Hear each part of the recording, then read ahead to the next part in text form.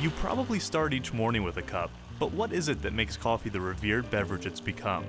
World demand for coffee beans is expected to hit a record high this year, and as demand increases, so does the popularity of locally owned coffee shops that do everything in-house. We visited 2 local shops to learn more about what goes into your cup of joe. Our first stop, W.C. Clark's The Cheese Shop in downtown State College.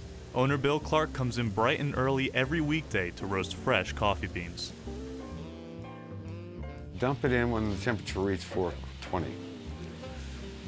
When you dump, it really goes down because they're cold. And it builds its way up. When it hits a certain temperature, I reduce the heat.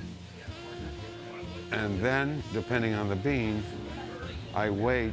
I have an internal clock. Right or wrong, I have an internal clock. So you're listening for the first crack. Is the bean expanding, doubling in size? And there's a shell on it like there's a shell on a peanut.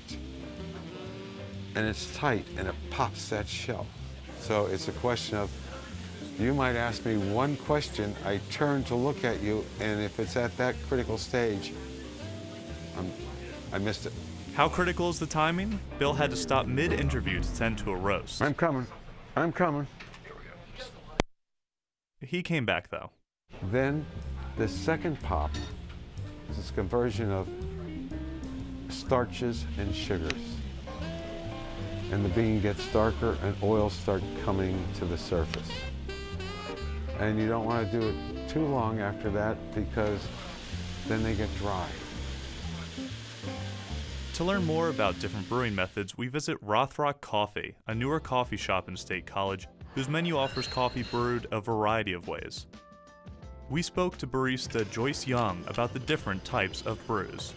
At Rothrock, we roast all of the coffee we serve in-house, and we don't do any dark roasts. So all coffees before the second crack of the roast to bring out the fruitiness and good sugars and acidities of all of our coffees. For filter coffees, which honestly is also where our coffee shines, we have a few different brew methods to bring out different flavor profiles and different bodies of the coffee experience. Pour-overs are most commonly you see the Chemex or the V60. And the best thing about pouring over is that the way that when you first put in the right temperature water in there, it blooms and releases that carbon dioxide, releasing all the flavors of the coffee. And then as you continue to infuse, the method that we use actually creates agitation or turbulence in the coffee bed.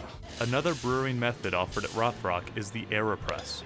The AeroPress is a newer method accepted now and embraced by the coffee community all over the world. It combines immersion and forced pressure brewing. And so, in how we brew, we also stir, and so we introduce that new, additional agitation and turbulence to the coffee brewing process. But yeah, it's pretty simple. It's the world's fastest brewer. You can get a really good cup of coffee in under a minute and a half. You immerse, and then you invert it, and you press it. And it gives you a 240-gram cup of coffee. And so you could do a really high recipe, like a really high dose of coffee in to not as much water out, and then brew it with a longer time so that you get a very strong concentrate of coffee out of the press, and then just add the same amount of hot water after that to the volume of the mug. And that way you have a full cup of coffee without having to press it all out in one press. And so the different brew methods honestly give different bodies for the coffee, and that's why certain people feel like, oh, this is a lighter coffee versus a more chalky or heavier coffee. Might not be actually the flavor of it, but just how it feels in your mouth. With so much science involved, there's still a simple reason why we enjoy coffee so much. Yeah, well, it tastes good. And it's addicting, so that doesn't help that my body needs it. Joyce believes that coffee shops have become more than just a quick stop on your morning commute. You can curate the experience and curate the community, but for my kind of direction in life, I feel like they're the centers of revolution. They're the centers where people can tell their stories, share different opinions, yet bond over the same coffee. When you consider all of the factors needed to brew a good cup of coffee, that's what makes it good to the last drop.